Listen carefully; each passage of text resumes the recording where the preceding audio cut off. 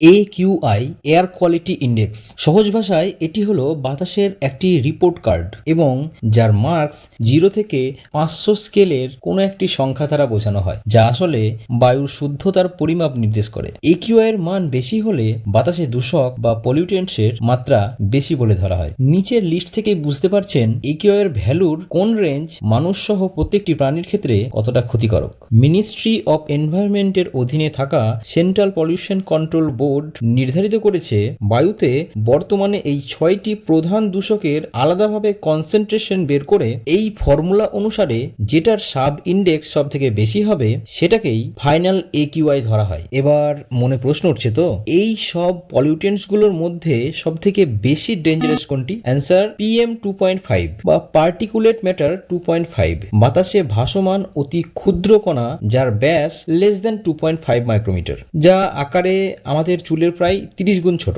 তাই এগুলি খুব সহজেই আমাদের ফুসফুসের অ্যালভিওলায়ে পৌঁছে যায় এবং রক্তে খুব সহজেই মিশে গিয়ে শরীরের এই সমস্ত প্রভাবগুলো সৃষ্টি করে। জায়গা এবং সিজন অনুসারে AQI এর ভ্যালু চেঞ্জ হতে পারে। তার উদাহরণ হচ্ছে শীতকালে দিল্লির AQI সবচেয়ে ডেঞ্জারাস পজিশনে পৌঁছে যায়।